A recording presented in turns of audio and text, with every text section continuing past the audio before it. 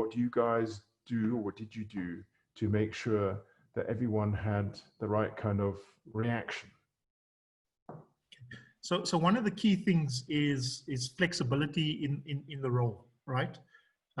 So one of the things that I mentioned a little bit earlier on was that as a submariner, part of your qualification is knowing exactly what each valve on board does and knowing exactly how each system works.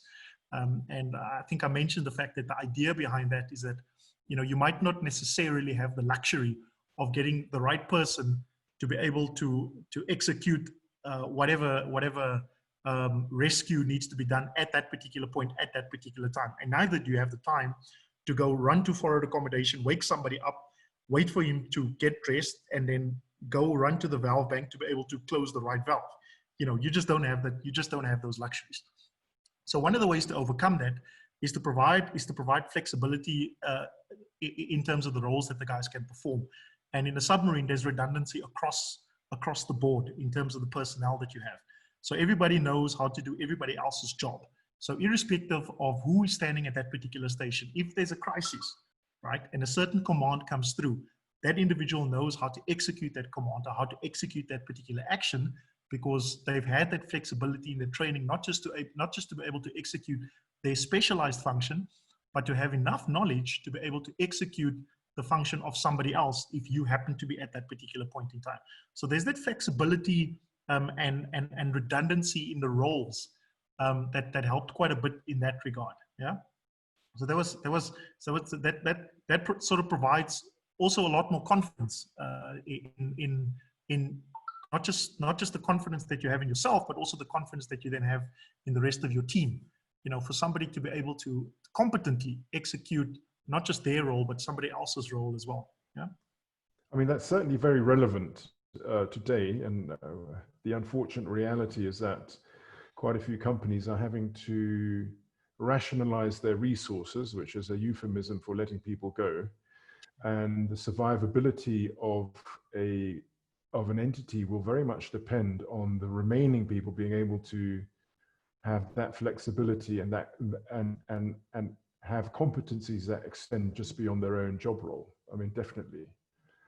Ty, if I can just come in there. Yeah, that's, you know, one of the things that we found in our company that's quite integral is that particular aspect, right?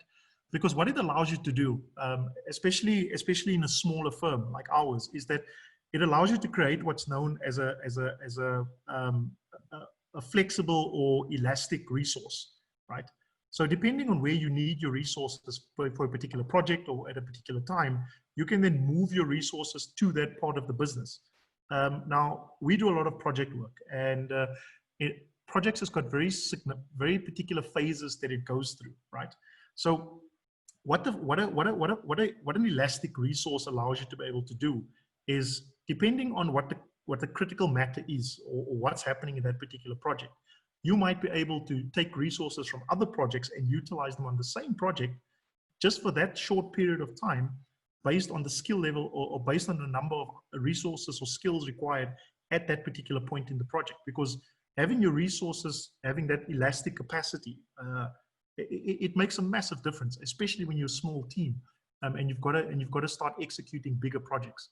So that's been one of the key instruments for us that we instilled in our company. But in order for you to do that, you also need to make sure that your resources has got the capability to be able to learn that, right? And that's where a lot of the submarine training comes from.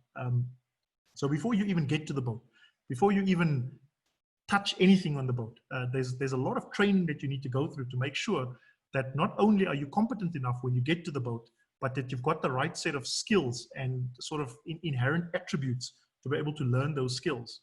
And at a company level, that's the same thing that we've got to try and do. So one of the key ones for us is learning, and having to find a way to see how people learn, and what's the best way for them to learn. I'm going to give you an example on our submarine. In the submarine, for instance, when we looked at how do people learn, in other words, how does the boat learn from not just situations but also from our training. And one of the ways that we found that we learned best as a team was through experience, right? So we did there was a lot of simulations, and there's a lot of action stations and that sort of thing that you do because you not only do you learn from that particular situation, but the key question to ask after that is that how did we learn? In other words, what processes did we go to in order for us to learn this particular aspect? And when we get to an organizational level, when we start hiring employees, when we look at which employees do we want to hire in our business, because it's a small business, we need to be flexible and we need to have that elastic capacity with our resources, is that one of the key attributes is how the people learn. And because it's not about learning fast enough, because it's also about how do you learn? How do you actually take on concepts? How do you actually practice your learning? What is your learning style? Is it experiential? Is it, can you learn it from a book? Can you learn it by mentoring? So finding the right key with regards to how does your organization learn is critical to create that elastic capacity. I think that's hugely insightful and relevant, because as we come out of this extended lockdown period, we read and hear a lot of opinions of what business life will be like hereafter. But frankly speaking, I don't think anyone can really predict anything in great detail. We can only surmise and guess. And the ability to, as a business owner or manager, to have resources that are flexible and elastic, as you call them, as well as the employee to have an understanding of how they learn and to be able to adapt to all these new duplicative or triplicative roles that they have to fulfill now in a resource constrained world. I think that's going to be hugely relevant and important going forward. Yeah.